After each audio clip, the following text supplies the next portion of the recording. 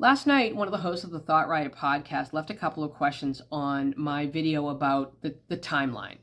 And they said that they agreed with my belief that the murders probably took about 10-ish minutes. But they asked, how is it possible that these murders could have been done in 10 minutes and there was no blood trail outside of the house, no DNA found in the suspect's car, home, or office? How is this possible?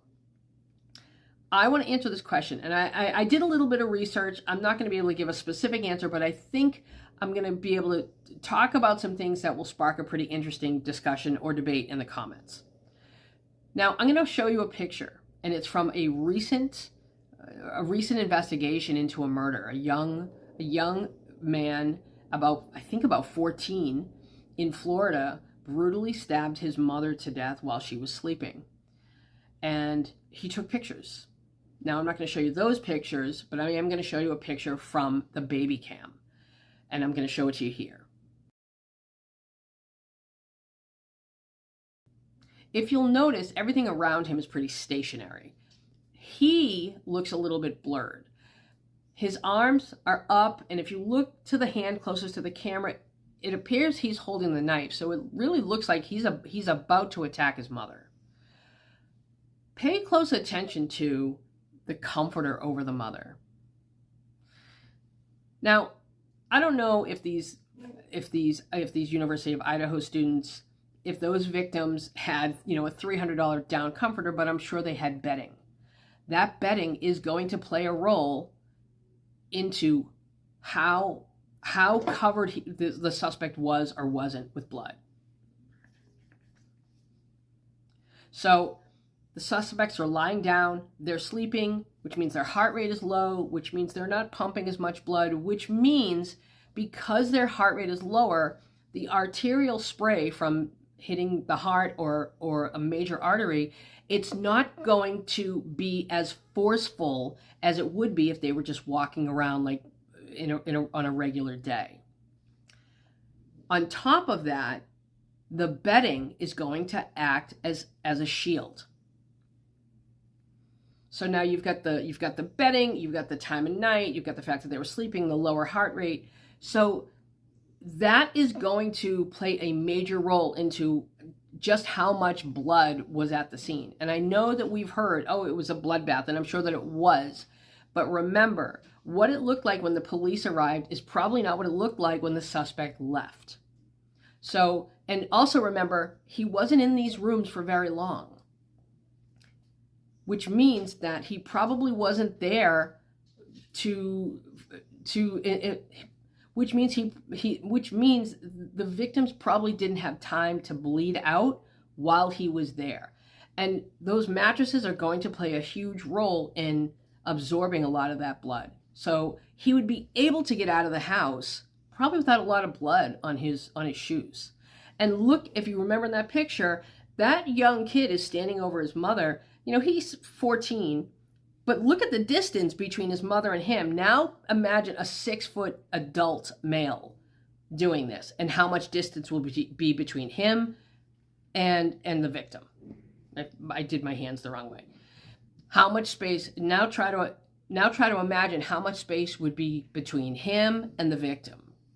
So a lot farther space, they're lying down, the velocity of the arterial spray probably wouldn't be as intense, and he's probably wearing clothes that cover his face, that cover his chest. He's probably wearing those Dickies that Kaylee's dad said they found, potentially like they're water resistant, so that's going to help make sure that the blood doesn't get to the skin.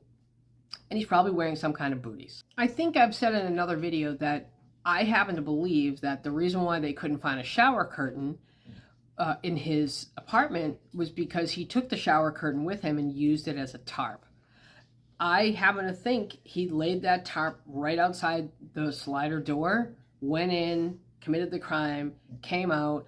I think he was wearing clothes that he could take off very, very quickly. That one-piece overall, he could probably just unzip or unbutton and step right out of it. If he wore Vans, I don't think he wore Vans, but he might have. I think he probably did wear shoes that he could kick off very quickly. I think he took off gloves, and he probably had a couple of layers on those nitrile gloves. Human nails probably can't tear them. A knife might, but human nails probably can't. So he was able to keep his entire body covered the whole time. And I think he could probably take all of that stuff off, wrap it up, put it in the tarp. Now Jeff says that on the Linda Lane footage around 4:19, you can hear a trunk slam. And I want to go back and I want to listen to that. I think even if that's not what we hear on the Linda Lane footage, I think he took that. I think he probably put it in a garbage bag, like Kaylee's dad said, put it in his trunk, and then eventually disposed of it.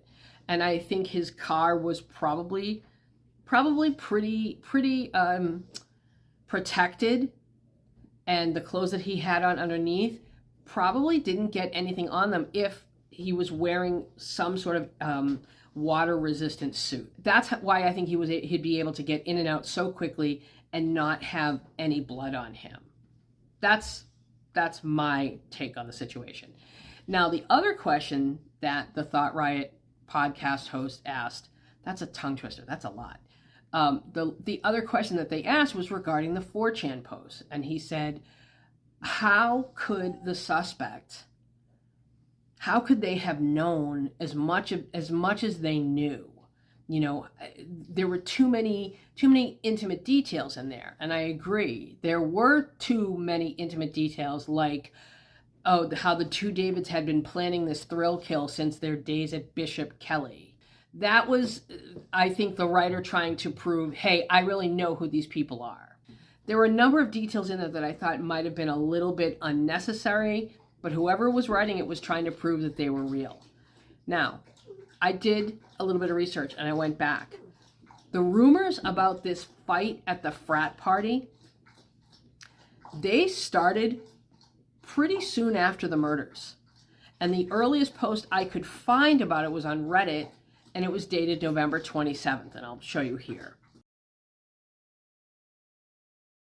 So the rumor of that frat party fight was circulating at least a good 2 weeks before the Frat Anon post went up on 4chan, because the Frat Anon post went up on December 12th.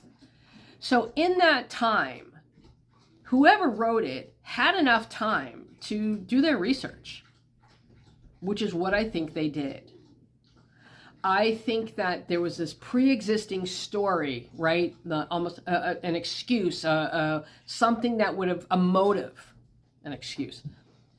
I think the rumor of this frat party fight could have been an ideal motive for the suspect. And so with this rumor already in existence, and we've never really found out the source of this rumor either, which I find highly suspect, but this rumor's already out there. So now all he has to do is add on it, right? All he has to do is get a few details, do some research, and create a narrative. So now all he has to do is a little bit of research where he can gather some very specific, interesting, or compelling details. And with that, he can create a narrative, a believable narrative, which is what I think he did.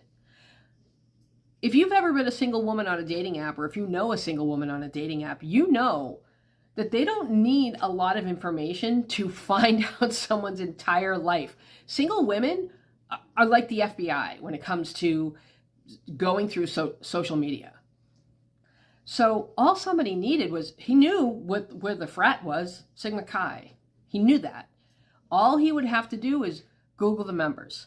Now, I have to say, before I created this, I did a search for the two Davids mentioned in this 4chan post. And while one of them, he's still on TikTok, he's still on Twitter, I have to say the other one, it looks like a lot of stuff has been scrubbed. And I can't say I blame him. There are some people out there that are truly obsessed with the idea that these two are responsible for these murders. With that said, I think it was very easy for the person whoever wrote the 4chan post to just do a little bit of research. All they needed was a couple of names. Who could we choose? Who seemed, I don't know, who seemed the type? David, one of them, I guess he had like a history of posting some like not great stuff about women. They're perfect. He's a perfect suspect. So I think it just took a little bit of time and commitment, and somebody who had just committed a quadruple murder probably was pretty committed to setting up a fall guy, which is what I always thought that post was. I feel as though there was so much misdirection involved with these murders, between the sheath, between why did he bring his car, why did he bring his phone, that doesn't make any sense, the frat party rumor that no one can really find a source for. That's my belief. I think a lot of this case has had to do with misdirection. I loved this question. Thought Riot Podcast, you're welcome here anytime. If you'd ever like to come on and we can talk about this case, I would love to do it, or maybe do a live together. But if you have any other questions, leave them. Let's talk about them. And thank you again for the shout out. I want to hear from you guys. How do you think whoever wrote this 4chan post, do you think it's somebody that knew the fraternity brothers? Do you think it's the suspect? And if so, how do you think he gathered the information he did and created the story that he did? Follow my Substack at characteranalysis.substack.com. If you like dating advice, you can follow my dating advice YouTube that I have linked in my episode description. And you can follow that TikTok at Datology Coach. Follow my TikTok at My Character Analysis. I'm looking forward to seeing your comments.